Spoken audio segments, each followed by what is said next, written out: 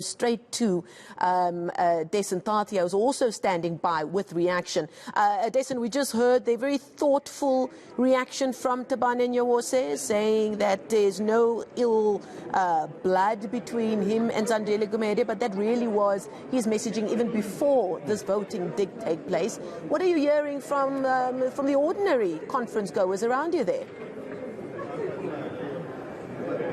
Well, before we get to that, because I can tell you there was just sheer raw emotion inside that room. There's absolute excitement and elation, obviously on the one side, obviously on the side that has been supporting Zandile Gumede, and on the other side, obviously a much more muted response, as you said, a more diplomatic answers. But what's very interesting is the numbers here: 210 votes clinching it for Zandile Gumede. I'm joined now by Ntando Kuzwayo.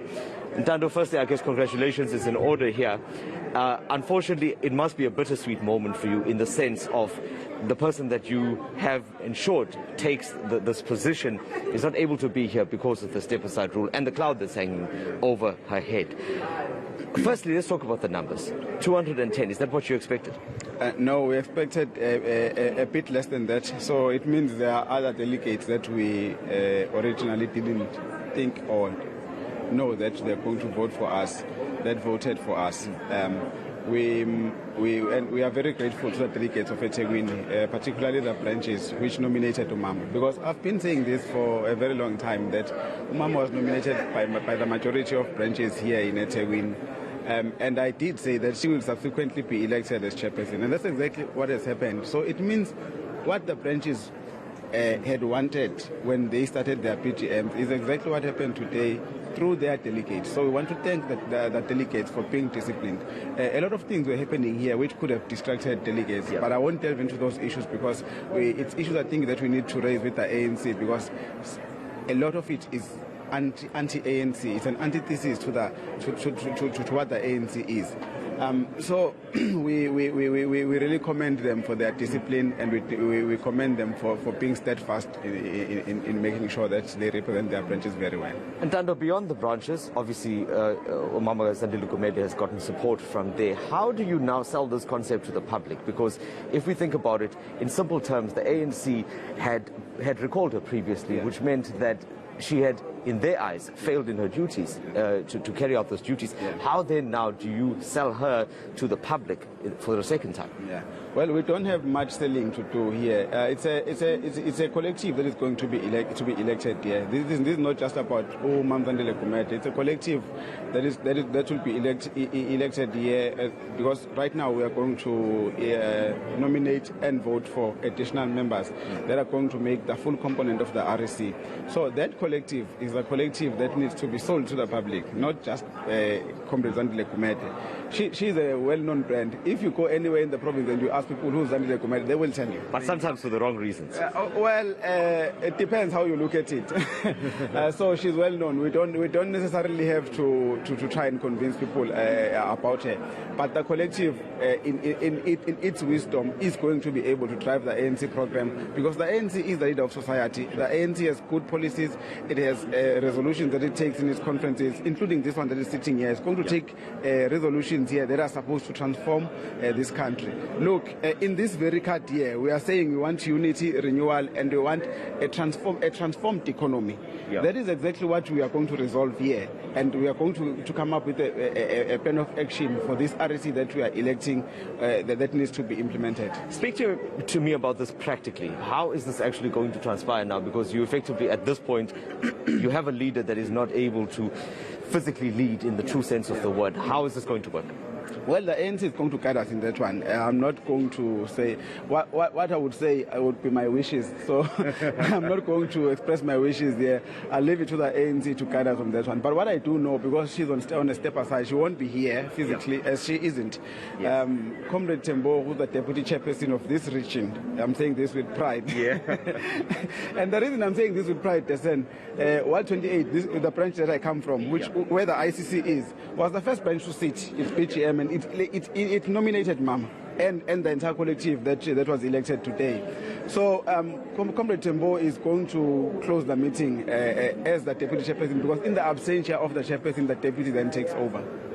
So this all happens within a very strange climate. I'm referring now to the opening address by the provincial chair, where he spoke very specifically about RET, radical economic transformation, and in not so many words saying that there shouldn't be groupings like that, and he said that doesn't work. But your candidate here, or the chair, the new chair, has been associated with RET very openly.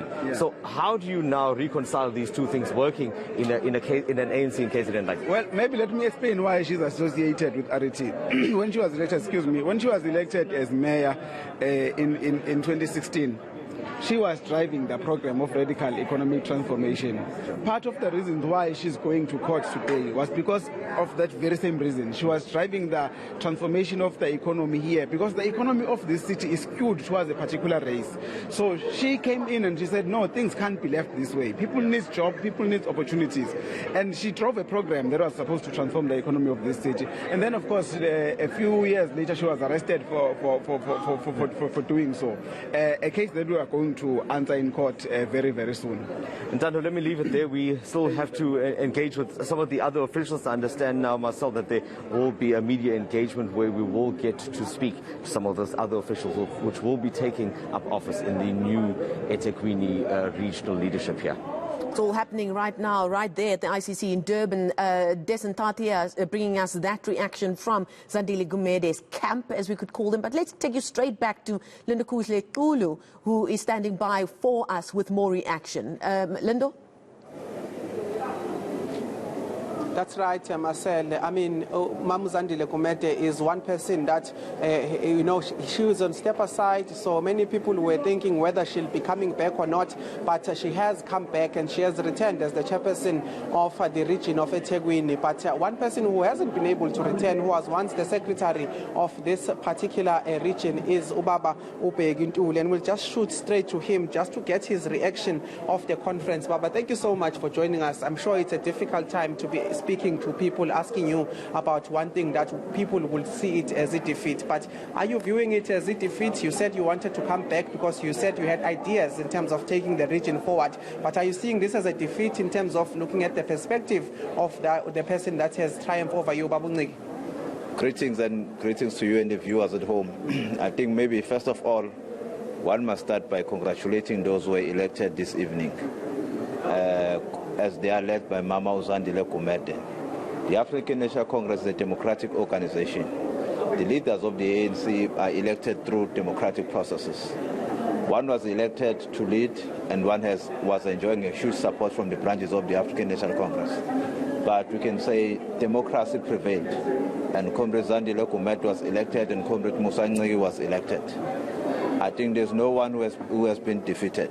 We're having plans of things that we're going to do to ensure that we build a stronger ANC in the eThekwini region. We build a well-governed municipality in the form of the eThekwini municipality. But I'm hoping that if the branches of the ANC, the majority of the branches of the ANC, decided that they must elect Mamu Zandile Gumede and Comrade Musa Nciki, we should not look at it as a defeat. It's one African National Congress. I think the elected comrade will be working towards ensuring that they make eThekwini region becoming a more stronger organization and ensuring that our municipality is becoming a much stronger municipality and ensuring that the municipality belongs to the African National Congress when the national general elections come. I think at this juncture, we believe there's no one won but the ANC and no one was lost but the African National Congress won. Let's talk about the fact that those who were sort of seen as in the slate of Thabani Nyawose were calling for renewal. We're calling for new things within the region to say that it's time to do away with the old and come back with the new. It's something that he represented. You were as one of those people that was there. But now you couldn't have called for renewal if there wasn't some things that you were looking at and you said that we need change. Do you believe that this particular slate that has won, this particular lobby group that has won, will be able to do and achieve the things that you had set out to do? I think they are the members of the African National Congress. I believe in terms of the program that they'll be implementing, they'll be looking at the challenge that we have been facing, and they'll be trying to ensure that they're coming with programs which will ensure that we eliminate all the challenges, we build a stronger organization. But I cannot be able to expatiate in terms of the program that they are willing to come up with. But what I can say is that in terms of renewal and rebuilding of the ANC is a theme that the African National Congress adopted when we went to the conference in Nasrec in 2017. I'm sure they know the challenge that we are facing, and they know that there are a lot of problems that are within the African National Congress. We are hoping that they'll be ensuring that they try to get rid of all the bad tendencies that happening within the ANC. The society that we are leading, we find that they're saying that the leaders of the ANC are far away from the masses of our people who are voting us. They say we are no longer within the masses, and they say we've got pride. I'm sure when they get into office, they will ensure that they bring the ANC back to our people who are the voters, and they spend a lot of time listening to the challenge that our people are facing, and ensuring that the challenge that our people are facing, challenges of poverty, unemployment and inequality, and ensuring they are dealing with those challenges that our people are facing. But at the center of it, our people need service delivery in terms of our municipality.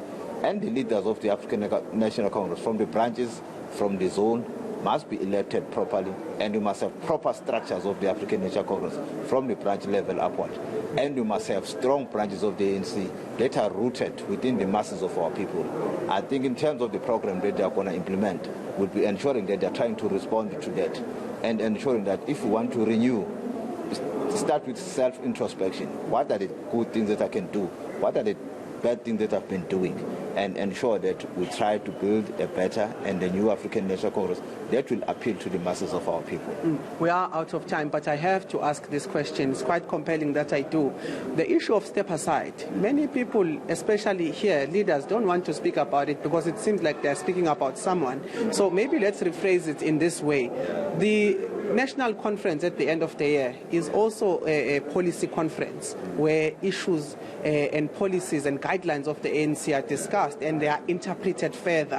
One of the things that we do know for a fact is that there needs to be an interpretation of the step-aside rule to say that while they have put these guidelines to say that one can step aside and one cannot step aside, there is an issue around people who stand while they are on step aside. That needs to be further interpreted. In your own view, what are some of those interpretations do you believe should be around? And I know this is something that requires a lot of thought, but just on face value, in the interest of just the developments that we've been seeing in Mpumalanga, in the Newcastle region, and now in KwaZulu-Natal, a person elected as the chairperson of the province, but on a step aside. What do you believe should happen around the step aside in terms of further interpretations?